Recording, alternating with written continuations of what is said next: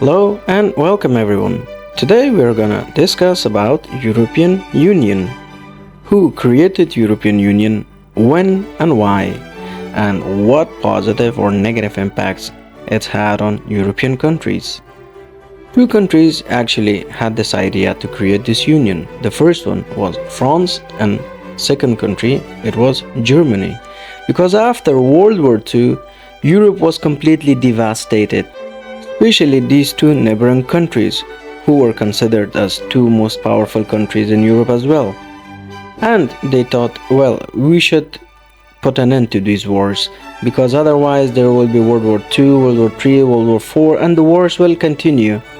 So the best way possible to put an end to all these endless wars, it was that we collaborate together, and that's when they came with the idea of European Union.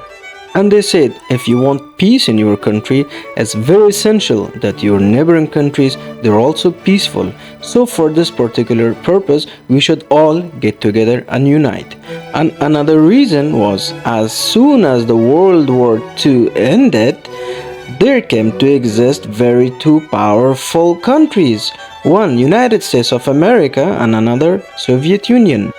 United States, that was extremely strong, and at the other side it was Soviet Union, who was not just strong but they had a huge map and they were day by day occupying the neighboring countries, so which was a big threat to European countries.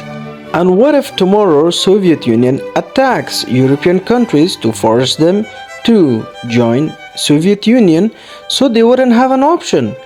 But the only way possible to tackle this issue was to form a union. So, staying as united and being union, they could be a major force as well.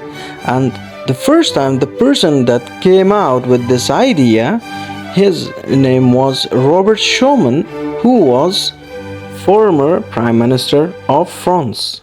So he proposed this idea to Germany and told them that we should unite not only us but the neighboring countries that borders France and Germany. They should also unite, not just for security reasons but for economic reasons as well. So there were many other reasons as well.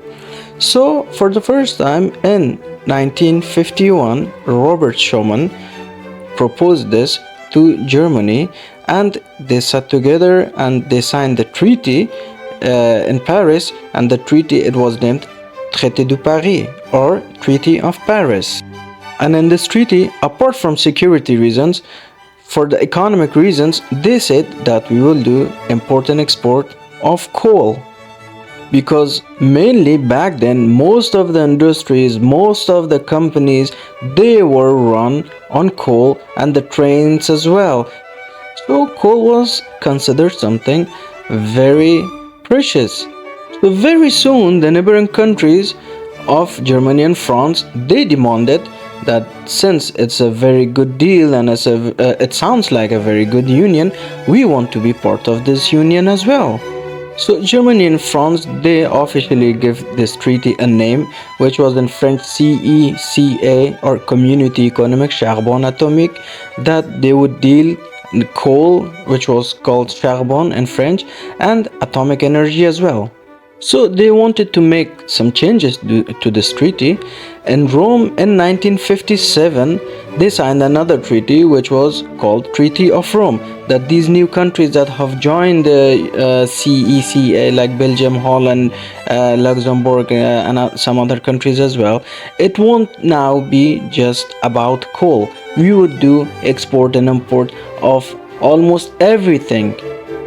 Economically, the results were very positive, very good. So that's why so many other European countries, they also wanted to be member of this treaty. So in 1992, the number of countries who were members of this treaty, they were 12. That's why there are 12 stars in this flag. And the first name which was given, which was Community Économique Charbon Atomique, and that in 1957 in Rome they had given it another name which was CEE, which meant Community Economic European. Now it officially changed to European Union in 1992. So now it won't be just about coal. We will do other export and import and business and trade with each other. And apart from this, we will discuss politics as well together. We will find solutions how we can politically and economically help each other. So that's why they changed this from a treaty to a union. And officially it was signed in Netherlands, the city of Maastricht. That's why it's called Treaty of Maastricht. And they said from now on, since we are united, all the countries who are members of this union, they will be looked as one single country. And for a single country, we need to have a flag. And that's why there are 12 stars in this flag, because back then when this union was for the first time created, it had 12 members. And they said that from now on we should be able to travel to each other countries without any sort of restrictions. So for that reason they said, okay, if you want to travel free, so you should be a member of Schengen visa process. What was Schengen visa? Schengen is a small city and the small country of Luxembourg, and for the first time it was them who came with this idea, so that's why they named it Schengen. And with only one visa you could travel to multiple countries. So now we could easily travel to other members of this union. So this traveling issue was almost solved. But they said there is another small issue. Another slight issue was that if you wanted to go from, for example, Italy to Spain or to Luxembourg or Belgium, you always needed to change your currency. In France, for example, it was francs, the currency. In Spain it was something else. In Germany it was mark. So they said that why don't we create a currency that works in all these countries who are members of European Union?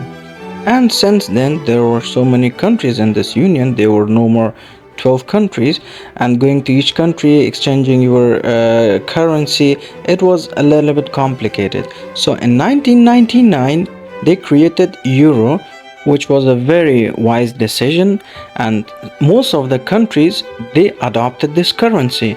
But some of the countries they said our currency and economy is good, we will stay in union but we won't change our currency. For example, England or Great Britannia and Sweden, Norway and Denmark, who are a part of the Scandinavian countries, they stayed with their own currency, which was krone.